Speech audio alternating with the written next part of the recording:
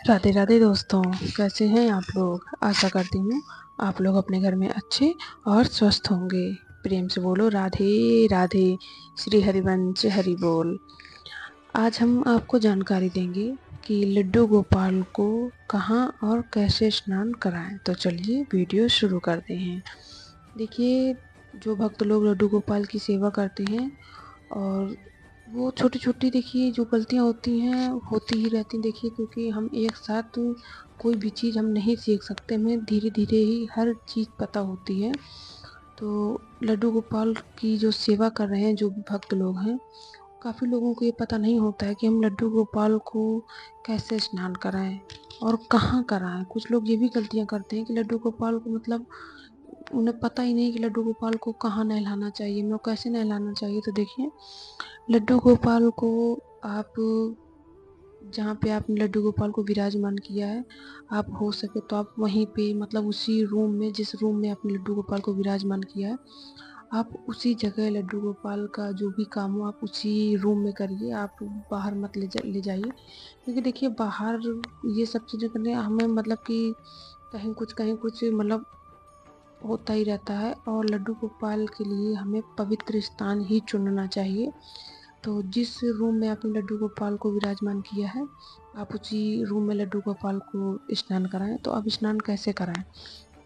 देखिए, लड्डू गोपाल को स्नान कराने के लिए अगर हो सके तो आप जो पीतल होता है ना, जो फूल पीतल होता है, इनके जो बर्तन मिलते हैं, आप एक थाली ले लीजिए।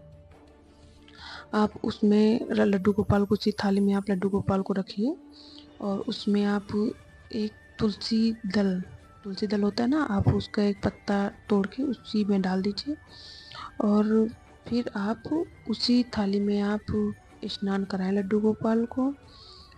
जब आप उस थाली में स्नान कराएंगे, देखिए फिर स्नान कराने के बाद आप उस जल का, ठीक है ना, उस पे जो जल होता है, अब कुछ लोग बस यही गलती करते हैं कि अब वो जल होता है तो मतलब कहीं भी फेंक दिया।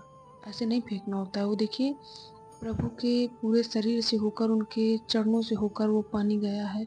अब वो पानी देखिए बहुत ही शुद्ध हो गया। अगर आप वो साफ पानी है तो आप उसे हो सके तो आप खुद ग्रहण कर लीजिए, मतलब आप पी लीजिए। और वरना नहीं तो आप एक गमला रखिए, उसमें कोई भी प्लांट लगा दीजिए, आप उसी गमले में आप पानी डालते जाइए। तो इस तरह से देखिए हमें कोई भी पाप नहीं लगता है। और आप लड्डू गोपाल को इसी तरह से नहलाइए। अगर आपके पास फूल और पीतल के अगर बर्तन नहीं है तो आप एक स्टील की थाली होती है ना, स्टील की थाली ले लीजिए। आप उसमें भी लड्डू गोपाल को स्नान करा सकते हैं। कोई भी पाप हमें नहीं लगता। देखिए, जैसी हमारी श्रद्धा है, जैसी हमारी भक्ति है, जितना हमें ठाकुर जी ने दिया है, आप उसी के अकॉर्डिंग लड्डू गोपाल की आप सेवा करिए।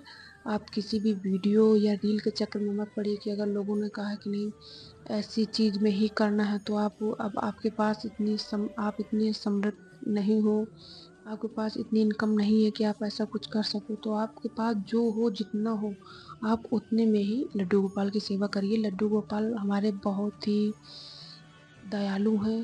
वो हर एक परिस्थिति समझते हैं। लेकिन अगर आपके पास सुविधा है तो आप वो सुविधा अवश्य उपलब्ध कराएं। अगर नहीं है तो कोई बात नहीं, कोई पाप नहीं लगता है।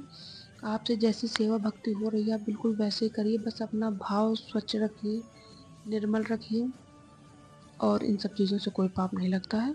तो अगर आपके पास नहीं है तो आप स्टील की थाल में भी लड्डू गोपाल को स्नान करा सकते हैं।